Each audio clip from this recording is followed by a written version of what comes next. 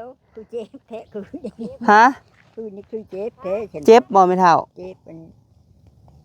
เจ็บแห้งเติบบ่ไม่เท่าเจ็บแห้งเจ็บไปเดี๋ยวเช้าก็มีได้นะตื่นมาไปนะตื่นมาผัดไปตื่นมาไปโยย่อไม่นักวานนี่เนาะ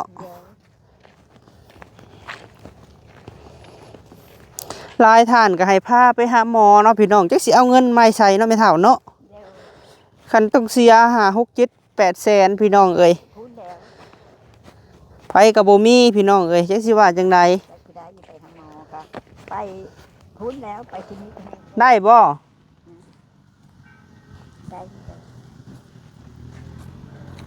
เนาะเก็บเมื่อยบ่ฮุบหอบเอาพี่น้องเอ้ยไม้ที่เขาจูดเนาะสิเบิดแล้ว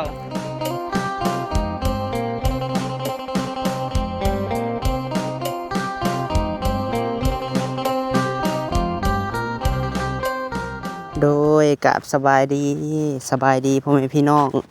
เบิดสุขุสุคนเด้อพี่น้องเอ้ยเนาะพบพ่อช่วงเช้าๆพี่น้องเอ้ยแดดอ่อนๆเนาะตอนนี้กำลังย่างไปตัดไม้คือเก้าพี่น้องเอ้ยย่างไปตัดไม้ตัดฟืน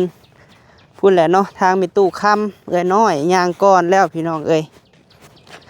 เอาจังใดก็ฝากเป็นกำลังใจให้บ่าวพามีให้ได้พี่น้องเด้อเนาะกลับคืนสู่อาชีพเก่าอาชีพเดิมแล้วบาทนี้นี่แหละพี่น้องเอ้ยไม่ยังบ่พอเจ้าของประเทศใหญ่เตาใหญ่แน่ประทึกช่วงที่ว่าท่านก็บ่ได้ขายพี่น้องเอ้ยแต่ก็เฮ็ดไปเนาะดีกว่าบ่ได้มีแนวเฮ็ดพี่น้องเอ้ยพวกมีให้เก็บให้ง่ายเอากะเก็บไปซะก่อนช่วงนี้ก็เก็บ5เก็บ10อะไรพี่น้องเอ้ยคือฮู้แหละประหยัดมัธยัสถ์กว่าเก่าพี่น้องเอ้ยงดทุกสิ่งทุกอย่างเนาะผมเฮามีภาระพี่น้องเนาะเอาจากใดก็ฝากเป็นกำลังใจให้แน่พี่น้องเอ้ยโธ่มื้อนี้สาวน้อยโสดได้มื้อนี้เนาะบ่มีลูกมื้อนี้ค่ะ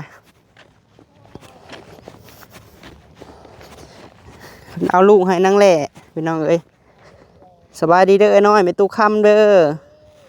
โดย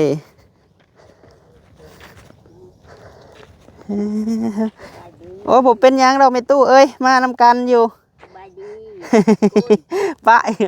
จักได้จักโดนหรือบ่ดอกมื้อนี้เจ้าหันได้เดี๋ยวคือเจ็บแท้คือฮะ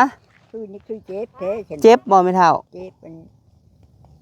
เจ็บแห้งเติบบ่ไม่เท่าเจ็บแห้งเจ็บไปเดี๋ยวเช้าก็มีได้นะตื่นมาไปนะตื่นมาผัดไปตื่นมาไปโยย่อไม่นักวานนี่เนาะ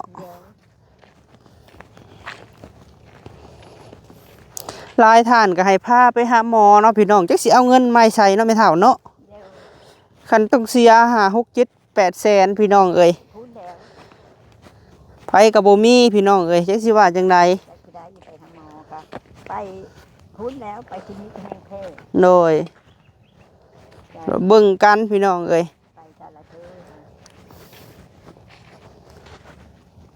ไผสิบ่อีตนสงสารเนาะบ่ลองยืมน้ำวันทองเบิ่งไม่เท่าเว้าอยู่บ่บ่ได้เว้าบ่แล้วก็มีบ่จักหลานเคยเงินยืมน้องๆผู้วงมึงดูหะมื้อนี้เพิ่นบ่ได้มาคือเก่าเนาะเอาลูกให้เช้าน้อยพี่น้องเอ้ยป้าอันแหละมันบ่ได้เฮ็ดหยังก็เอาลูกเช้าน้อยหันพอได้แม่เพิ่นมาเก็บไม้เก็บฟืนเมื่อคืนนี่เขาก็เอาเบิดคืนเลยไม่เท่าเอ้ยได้ยินเสียงรถไถบุกคนกลางคืนพี่น้องเอ้ยแม่นให้มันพอรถหนึ่งเด้อน้อยเด้อในตู้ค้ำยังได้รถหนึ่งนี่ในป้านี่ก็ตัดโลดนี่ขังนี่อยู่ไทยก็มีตัดโลดให้เขาแก้ให้บ่เลยค่ะตู้ค้ำเห็ดบ่ได้เลย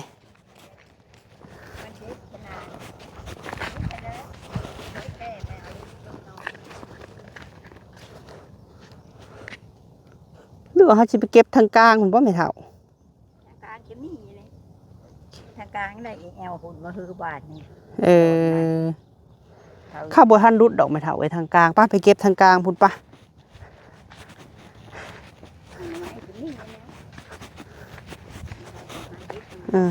แปลนเติดพี่น้องเอ้ย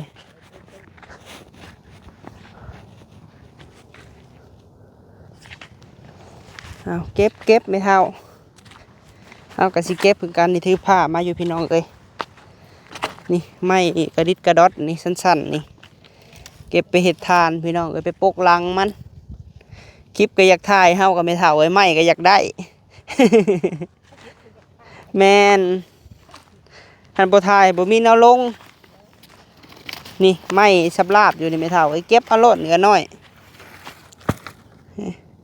ลาบอยู่ในนี้มันเป็นตาเอาแล้วนะ เจ้าน่ะพันบ่ได้แล้วมันบ่ไม่เท่า พันไม่ได้ยัง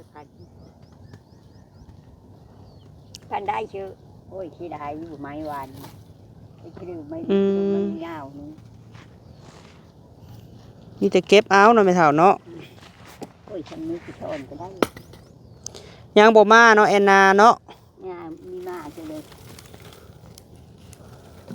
เอาน้ำคนแบบสั้นพี่น้องเอ้ย เราน้ำคุณเด็ดนั้นนะ ป้าตูบบ่ได้ได้เบิ่งทรงค่ะ นั่นกินก็ไม่ได้ เก็บเอาเอ้ยน้อยเอ้ยมื้อนี้มาโสดเนาะมื้อนี้เนาะสละโสดแล้วบ่มีลูกมื้อนี้เก็บท่อนไว้ขอเอา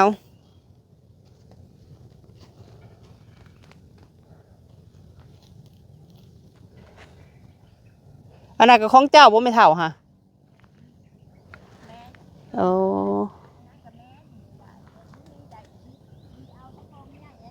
เออ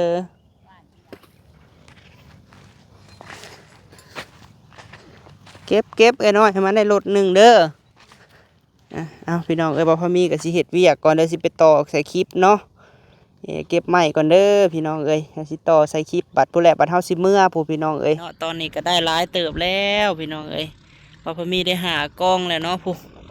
แต่ผู้พี่น้องเก็บเลาะมาจะสวยเติบเลยพี่น้อง5 6 7กองนับต้นหน้าพี่น้องเลาะไปเก็บเรื่อยๆเนาะ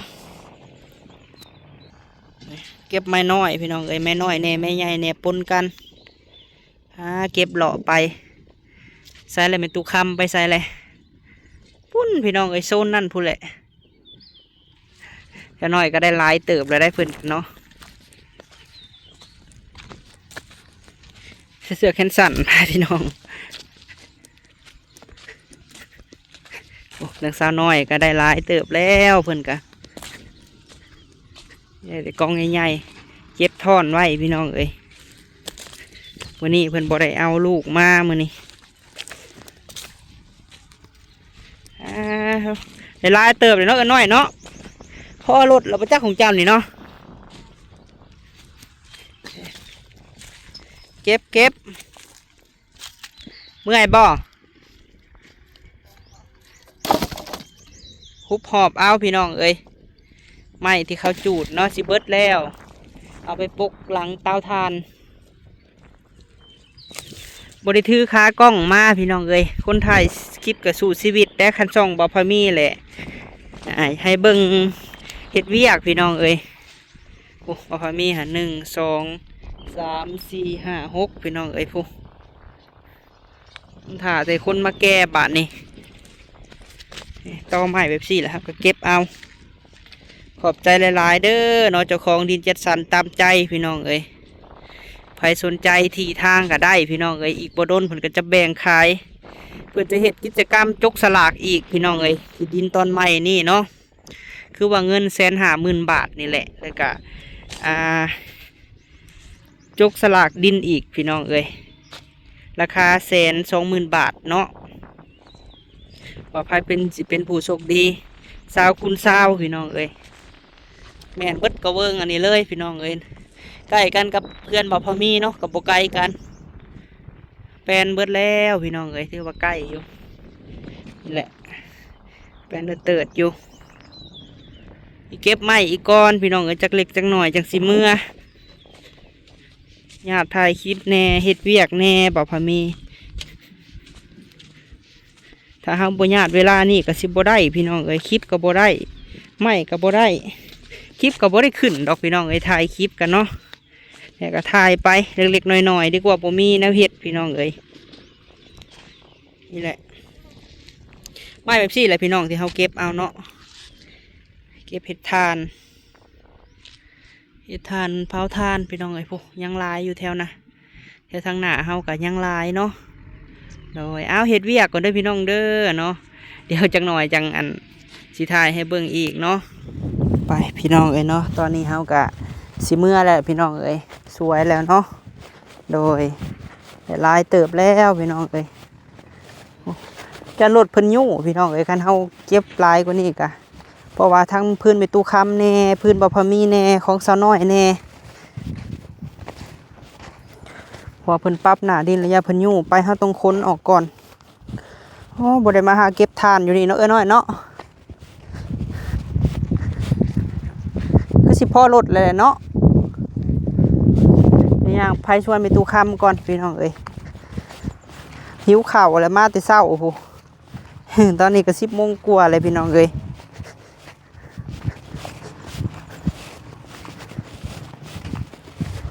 เพิ่นบุกเบิกแล้วไวลีเนาะโอ้เพิ่นสาวน้อยแจ่มจันเพิ่น ได้หลายเติบเลยพอเพิ่นก็อยากแป้งหน้าดินให้มันเพียงเนาะพี่น้อง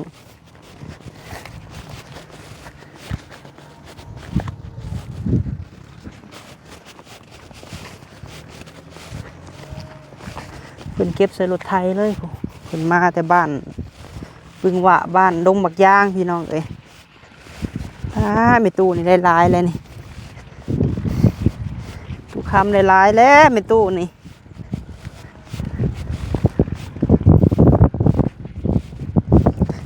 พากันมาแต่เช้าบ่ฮู้ว่าเพิ่นกินข้าวแล้วหรือบ่พี่น้องเอ้ย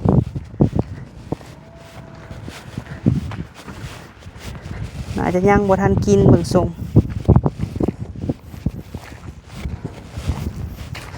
ตู้คำเมื่อไป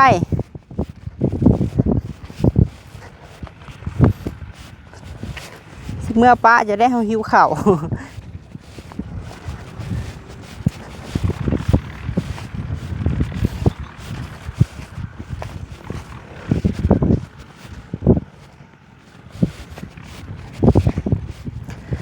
ได้ร้ายแล้วป่ะไม่ตู้ไม่ตู้กองเดียวนี่บ่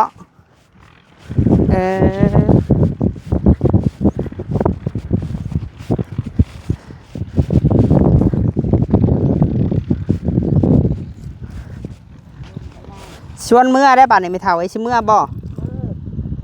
หิวเข่าเลยได้บ่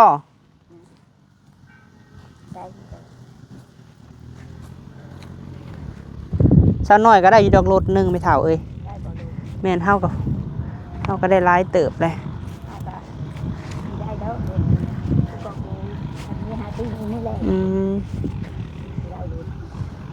ยันข้าวดุดไม่เท่าเอ้ยแม่นั่นแหละจะไปหาข้าวแก่ก่อนแล้วว่านี่ก็ไปเอาเลยยังกระดุดไปบอกว่าดูที่เพิ่นเก็บใส่รถไถเนาะไม่เท่าเนาะเก็บใส่รถไถรถไถโดย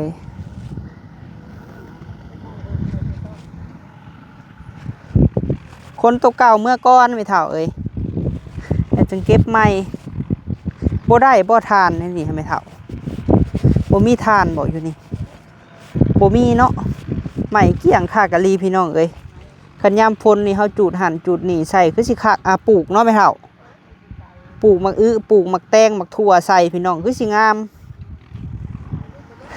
ต่อไปก็จะเป็นบ้านคนแหละเนาะไม่เท่า ปะเมื่อบัดนี้ไปเด้อซะน้อยเด้อ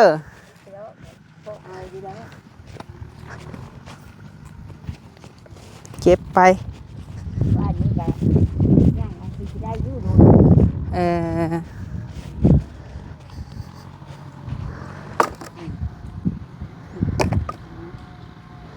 สันก็เอาเนาะไม่เท่าเนาะ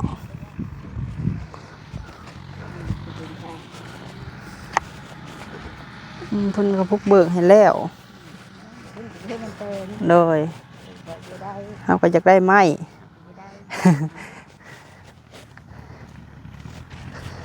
ไม้หันได้แบกอันกองไว้พี่น้องเอ้ยเฮาก็หาแต่แม่น้อยปกลังไม่เท่าเอ้ยอยู่เฮือนก็ได้หลายรถเติบแล้วโดยสะน้อยเอาแม่ผ้าเจ้านี่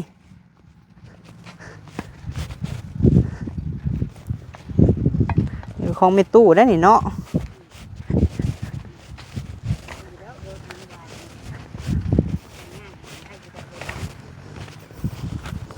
แม่น้องเหนียวให้แล้วบ่นี่ก็น้อยนี่ ไปเมื่อมาเป็นทีมงานพี่น้องเอ้ยมาเก็บไม้กะเมื่อกับพร้อมกันเมื่อเนาะดีกว่ามาผู้เดียวกับบ่ม่วนเด้มาผู้เดียวอ่ะเจ้าเห็นบ่ผ้าเจ้าน่ะจื้ออยู่บ่พื้นเจ้าของค่ะ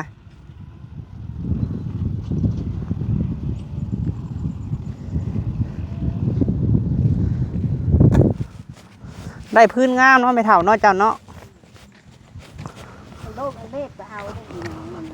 ไผ่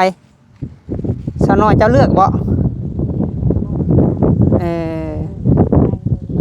ไม่เท่าเลือกเลยพี่น้องเอ้ย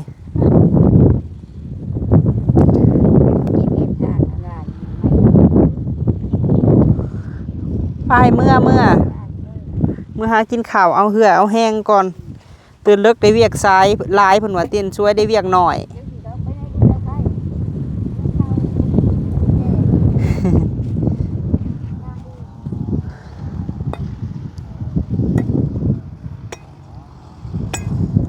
เฮากับบ่มีหมู่เฮ็ดหมู่นะซุมเจ้ามาก็ได้หมู่เฮาได้5-6พุ่นเลยเฮานะ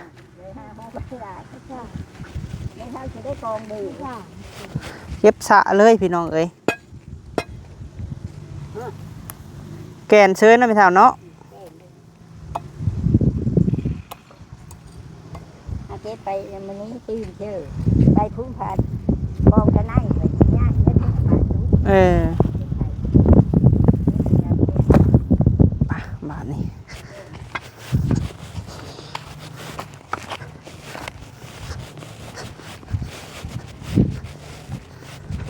ได้บ่รถหนึ่งของเจ้ามันนั้นหรอวะฮะ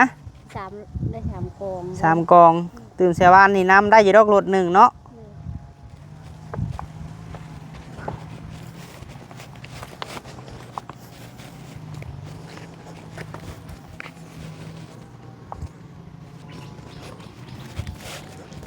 เพิ่นถมทางให้กับมะฮอนนี่พี่น้องเอ้ยยังอันทางนี้สิเพิ่นแบ่งขายแล้วนี่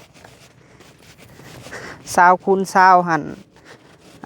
120,000พี่น้องไอ้ถามมื้อนั้นนะ159,000เนาะ600บอกมื้อนั้นนะครับบ่มีถามเพราะว่าเม็ดกะเล่ละเท่าไหร่200 399บ่หรือ200แหละพี่น้องเอ้ยอย่าไปหารเบิ่งเนาะเม็ดกะเล่ละ399นี่แหละพี่น้องเอ้ยหัน20 คูณ 20หั่น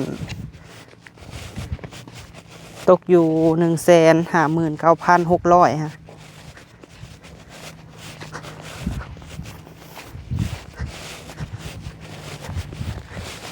ทางงามเลยเนาะหน่อยเพิ่นก็ใส่หินบดแหละพี่น้องเอ้ยทุกซอยทุกเส้นเนาะ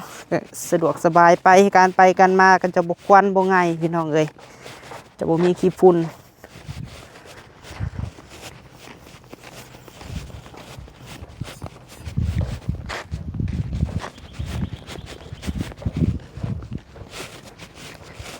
แถวนี้ก็อาจจะมีคนซื้อเบิดแล้วเนาะแถวนี้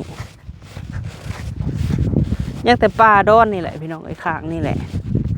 ต่อใส่ข้างเฮือนบ่พอมีข้างเฮือนไม่ตู้ค้ำหั่นจากนั้นก็แปลนเบิดเลยจากนั้นก็ปลาย่างพี่น้องเอ้ยซอดออกเบิดไปทางใน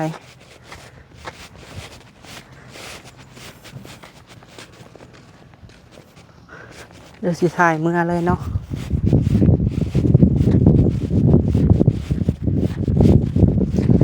ซื้อดินแถมละคู่ให้พร้อมพี่น้องเลยแล้วเพิ่นก็แถมเอียงน้ำมักจับพร้อมเนาะเล็กน้ำมาแหละพี่น้องเพิ่นแถมพร้อมใจดีแฮงเจ้าของที่เพิ่นยังสิมีช่วงจกสลากอยู่ได้พี่น้องเอ้ยป่านนี้ถ้าว่าไผซื้อตอนใหม่ก็เพิ่นสิมีรางวัลอีกจกสลากได้ดินได้เงินพี่น้องเอ้ยงวดก่อนเพิ่นแจก30,000 บาทบ่วันนี้เพิ่นสิแจก150,000 บาทพุ่นแหละ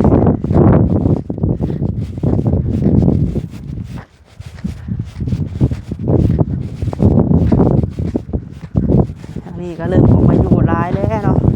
เดี๋ยวเขตเทือนบ่พอมี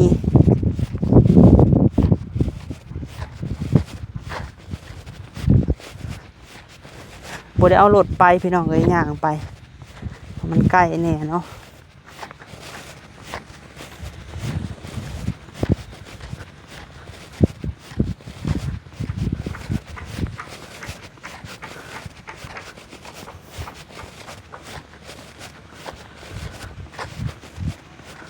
ข้างหน้ามันเอารถมาโมปูนลงเลยพี่น้องเอ้ยออกมาอยู่ร้ายแล้วเนาะเดี๋ยวนี้โดยไปโอเคพี่น้องเอ้ยจังได้คลิปนี้ก็มาตัดไม้ตัดฟืนช่วงเศร้าๆเด้อพี่น้องเอ้ยขอบคุณสู่หมองสู่บอนที่ให้กำลังใจบ่าวพามีเนาะแต่ต้นจนจบเลยกะโบขามโฆษณาพี่น้องเอ้ยขอบคุณสู่หมองสู่บอนเด้อเนาะสำหรับคลิปนี้ไปก่อนพี่น้องเอ้ยไปหากินข้าวกินน้ำเก็บไม้เก็บฟืนคือเก่าเนาะสบายดีเด้อพี่น้องเด้อ